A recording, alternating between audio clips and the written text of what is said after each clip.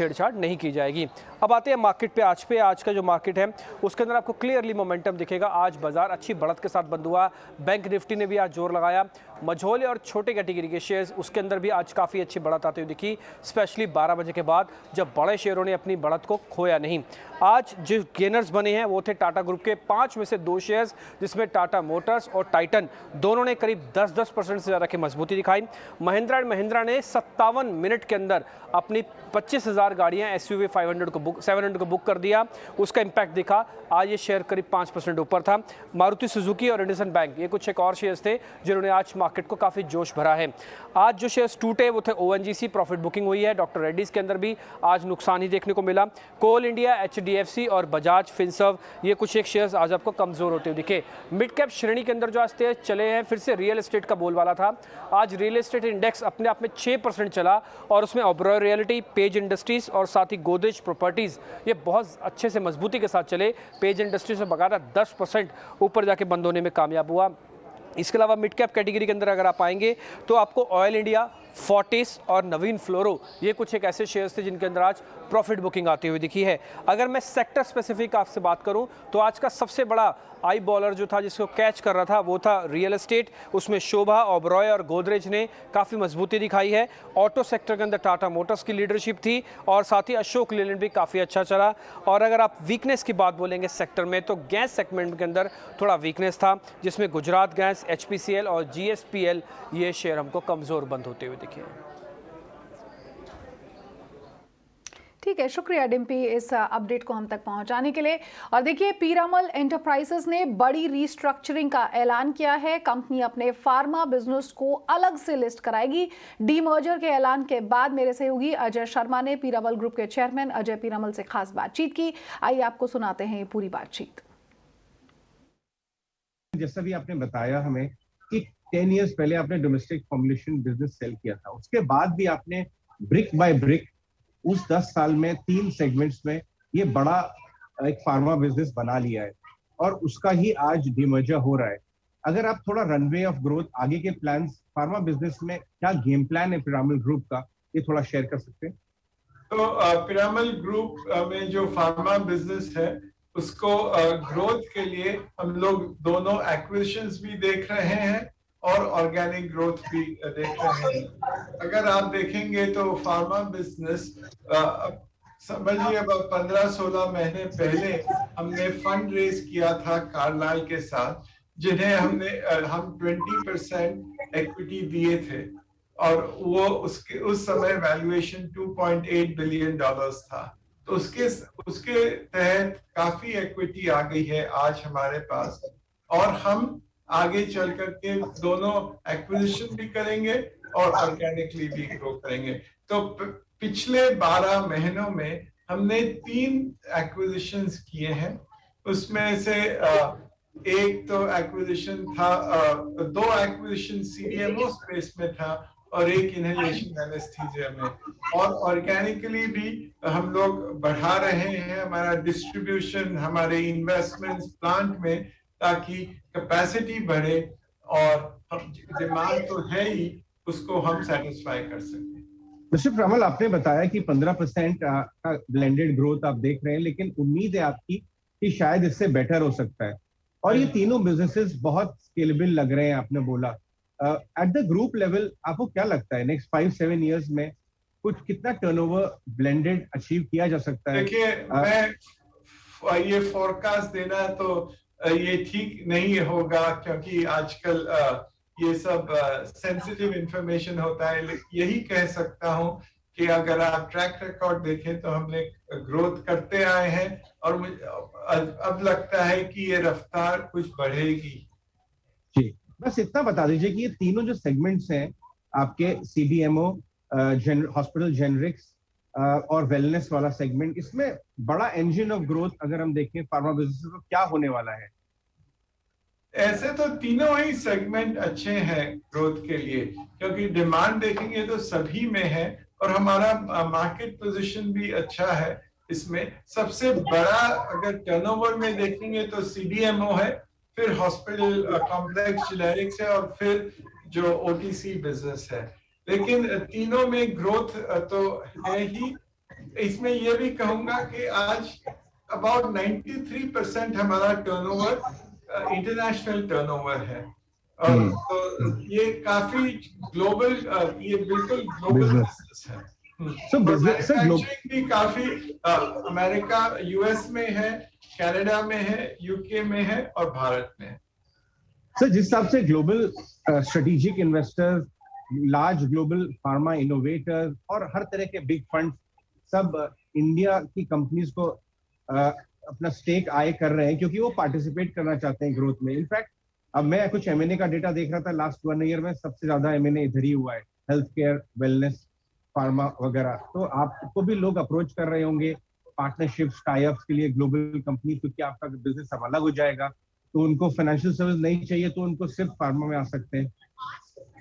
तो ऐसे पार्टनरशिप तो हम लोग कोई इक्विटी पार्टनरशिप नहीं देख रहे हैं, लेकिन लॉन्ग टर्म रिलेशनशिप जरूर आ रही है, जाकि प्रोडक्ट्स हम लोग सप्लाई कर सकें, उनके लिए टेक्नोलॉजी कर सकें, ये तो बढ़ ही रहा है।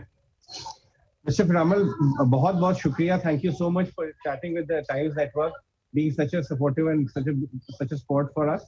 Congratulate you on this taking forward.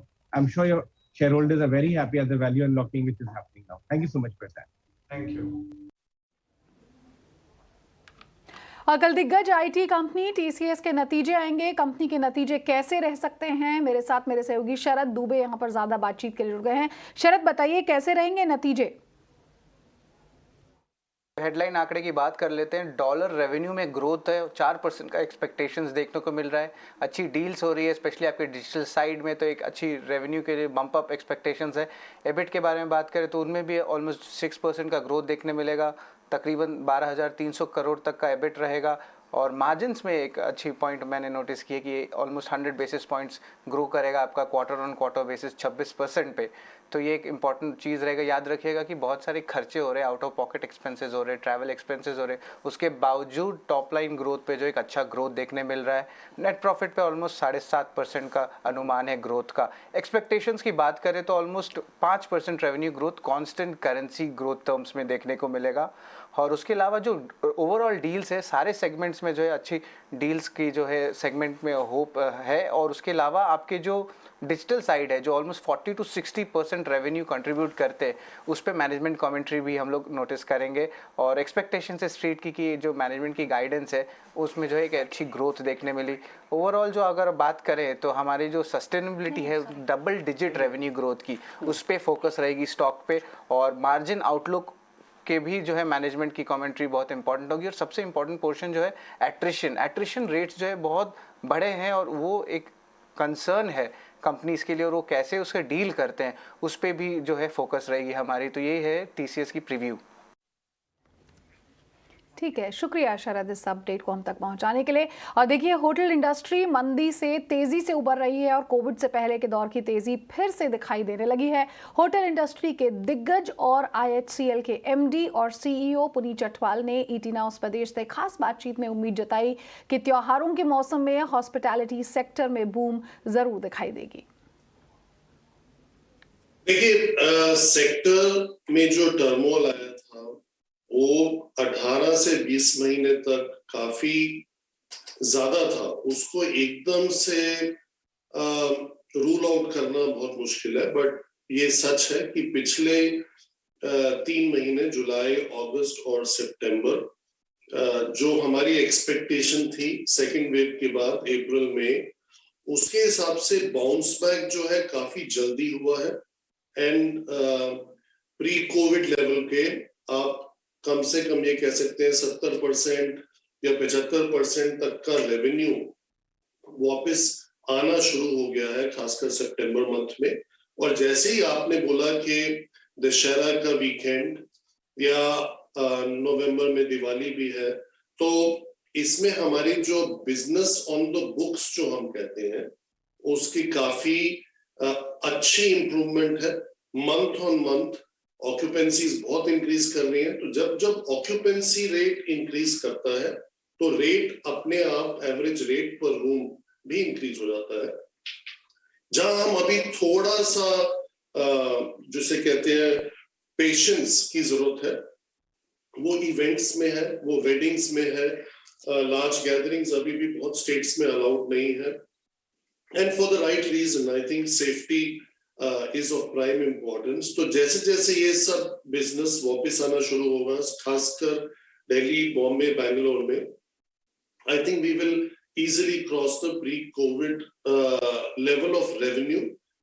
और जो भी मतलब हम सुन रहे हैं अभी तक थर्ड वेव के बारे में, my personal take is कि अगर आई भी तो bounce back will be much faster and sharper versus the first wave, as we have also seen in the second wave।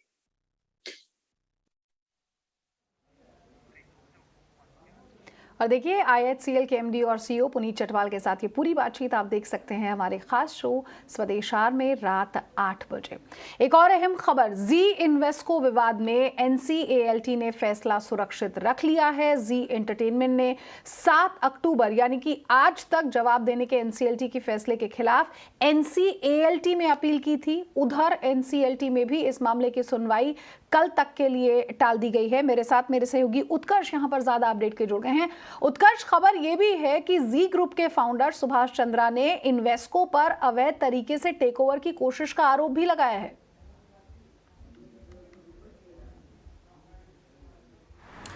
जी बिल्कुल, अगर आज की आप पूरी घटना को देखें, जो लीगल बैटल इस समय चल रही है, उसमें सबसे पहले NCLT में जी जाता है और समय की मांग करता है, और उसमें ये निकल के आता है कि जो ऑर्डर है वो शाम तक आएगा, वो देर शाम तक आएगा, और उसके 1 घंटे बाद, तो करीब 1:30 बजे के आसपास NCLT कहता है कि हम ऑर्डर शाम को देंगे, और उसके 1 घंटे बाद कहीं जाके NCLT की हियरिंग होनी थी, और वहाँ पे जी ने मेंशन किया कि हम NCLT के पास और समय के लिए गए थे रिप्लाई फाइल करने के लिए, और हमें वहाँ पे अभी ऑर्डर अवेटेड है, और इसीलिए NCLT ने कहा है कि वो कल हियरिंग रखेंगे। तो उसमें सबसे इम्पोर्टेंट बात यह है कि वो शाम को आज शाम को जो NCLT का ऑर्डर आएगा उसमें हमें देखना होगा कितना समय जी को मिलता है। अगर नहीं मिलता है तो फिर ये हियरिंग कल से वापस NCLT की शुरू हो जाएगी। ठीक है, शुक्रिया आपका उत्कर्ष इस अपडेट को हम तक पहुंचाने के लिए। और देखिए अब MCX की बात कर लेते हैं। तो MCX पर आज से एक नया इंडेक्स जो है वो लॉन्च हो गया है।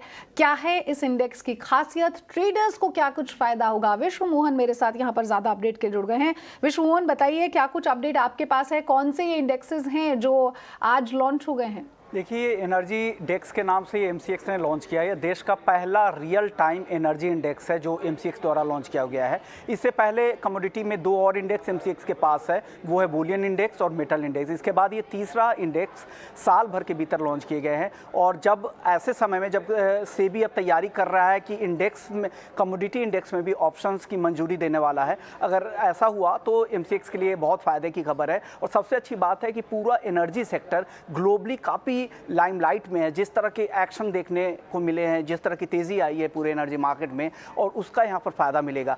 सबसे अच्छी बात है कि इसमें क्रूड का 75% वेटेज है और नेचुरल गैस का 25% वेटेज है, और इसमें ट्रेड करना मार्जिन कम है, सेफ्टी के लिहाज से भी बढ़िया है, रिस्क भी आप डायरेक्ट प्ले करते हैं उसके मुकाबले कम है। अब डायरेक्ट क्रूड फ्यूचर्स या नेचुरल गैस फ्यूचर्स में जाते हैं और रिस्क ज़्यादा रहता है, लेकिन इंडेक्स में आपको रिस्क भी कम होगा और आपको मार्जिन भी कम देना पड़ेगा। तो एक बढ़िया प्लेटफॉर्म MCX की तरफ से एनर्जी डेक्स के नाम से शुरू किया गया है। जी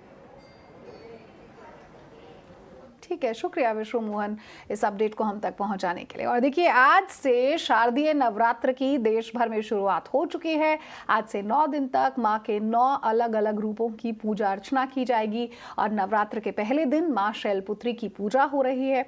कोरोना के एहतियात को बरतते हुए भक्त सुबह से ही मंदिरों में पूजा अर्चना कर रहे हैं। तो देश भर में नवरात्रि को लेकर कैसा उत्साह है, आपको कुछ तस्वीरें यहाँ पर दिखा देते हैं। ये तस्वीरें अमृतसर, कोलकाता, गुवाहाटी और बनारस की तस्वीरें हैं। नवरात्रि की धूम आपको हर जगह दिखाई दे जाएगी। और ये तस्वीरें आप देखिए, अलग अलग शहरों की तस्वीरें आपको इसलिए दिखा रहे हैं ताकि आप घर बैठे इन तस्वीरों का लुत्फ उठा सके। अमृतसर, कोलकाता, गुवाहाटी और बनारस कोरोना को ध्यान में रखते हुए यहाँ तमाम प्रोटोकॉल्स के तहत ही जो माता के भक्त हैं वो मंदिरों में पहुँच रहे हैं। पूजा अर्चना के लिए ही आज माँ के शैलपुत्री रूप की पूजा यहाँ पर हो रही है। मुंबई आपको अब यहाँ पर लिए चलते हैं। देखिए, मुंबई में आज से जो तमाम धार्मिक स्थल हैं उन्हें नवरात्र के पहले दिन से खोल दिया गया है। कोरोना के खतरे को देखते हुए धार्मिक स्थलों को पहले बंद जरूर किया गया था, लेकिन फिलहाल राज्य सरकार ने 50% क्षमता के साथ श्रद्धालुओं को मंदिर या फिर किसी भी धार्मिक स्थल पर जाने की इजाजत दे दी है। बीएमसी के आदेश के मुताबिक सभी धार्मिक स्थलों को कोरोना नियमों के पालन करना जरूरी होगा। और मेरी सहयोगी शिवानी जो है वो मुंबई के महालक्ष्मी मंदिर पहुंची, वहां का जायजा लिया। कैसी कुछ तस्वीरें हैं वहां पर, आप भी देखिए। ये एक लोगों का ग्रुप है जो यहाँ पर बुकिंग कर रहा है, अंदर जाने के लिए रजिस्ट्रेशन कर रहा है। लेकिन तस्वीरें आपको दिखा दूं मैं साफ साफ कि अंदर जाने की अनुमति तभी मिलेगी आपको जब आपने ऑनलाइन रजिस्ट्रेशन किया होगा। लेकिन वहीं एक पोस्टर यहाँ पर लगा है साफ साफ, जिसके अंदर सारी जो प्रक्रियाएं हैं वो लिखी गई हैं कि महालक्ष्मी मंदिर के अंदर जाने के लिए क्या विशेष सूचना होगी, आपको किस तरह से इनकी दी गई जो वेबसाइट्स हैं उस पर जाकर रजिस्ट्रेशन करना होगा और क्या गाइडलाइंस हैं। खास तौर पर कुल मिलाकर चर्चा ये है कि आपको मंदिर में आने के पहले मंदिर की वेबसाइट पर जाकर रजिस्ट्रेशन करना होगा। आपको वक्त और दिन दिया जाएगा जिस पर आप आ सकते हैं। फुल्ली वैक्सीनेटेड लोगों के लिए, जिन्होंने सिर्फ एक वैक्सीन का टीका लिया है, उन्हें कोविड-19 नेगेटिव रिपोर्ट अपनी ले आनी होगी मंदिरों में जाने के लिए। प्रसाद या चढ़ावा देना या मंदिर से लेने पर अभी भी रोक है क्योंकि कोविड समाप्त नहीं हुआ है। देखना यह होगा कि जहां एक तरफ मंदिर और दरगाह और इस तरीके के सारे धार्मिक स्थलों ने इस पूरे फैसले का जो उद्धव ठाकरे द्वारा आया था, सीएम द्वारा, उसका स्वागत किया है। इससे लोगों की कितनी राहत होती है, क्योंकि अभी भी रजिस्ट्रेशन करना कई सारे लोगों के लिए चैलेंजिंग हो जाता है। तो इस बुलेटिन में मेरे साथ बस इतना ही, लेकिन खबरों का सिलसिला लगातार जारी है। आप देखते रहिए ईटी नाउ स्वदेश। नमस्कार।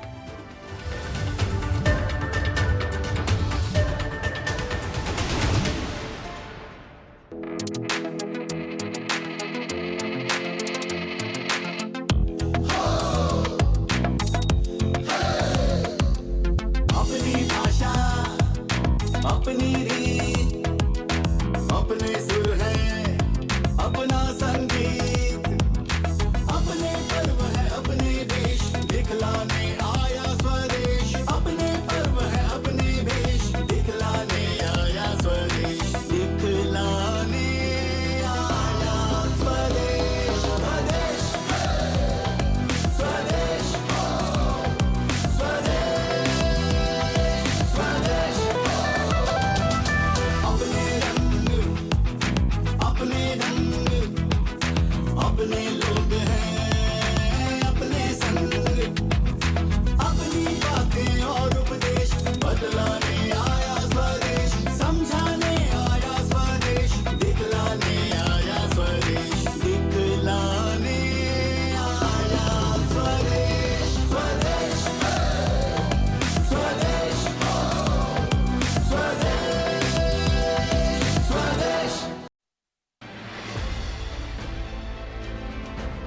ईटी नाउ के रूप में आप इंग्लिश में चैनल चला ही रहे थे बिजनेस के क्षेत्र में, अभी हिंदी में आप चलाने जा रहे हैं। निश्चित रूप से प्रभावी होगा, ऐसी मेरी आशा है। बहुत सारी शुभकामनाएं। Channel partner National Stock Exchange. Channel partner Union Bank of India. Good people to bank with. 15 साल पहले मेरा भाई कुंभ के मेले में खो गया था। मेरा भी, उसके गर्दन पे भी ना ऐसा ही तिल था, मेरे वाले के भी। कुछ लोग सामने होते हुए भी चीजों को नहीं देख पाते हैं, जैसे कि आप जो इक्विटी म्यूचुअल फंड से सालों से मिल रही ग्रोथ को नहीं देख पा रहे हैं। Mutual fund investments are subject to market risks. Read all scheme related documents carefully.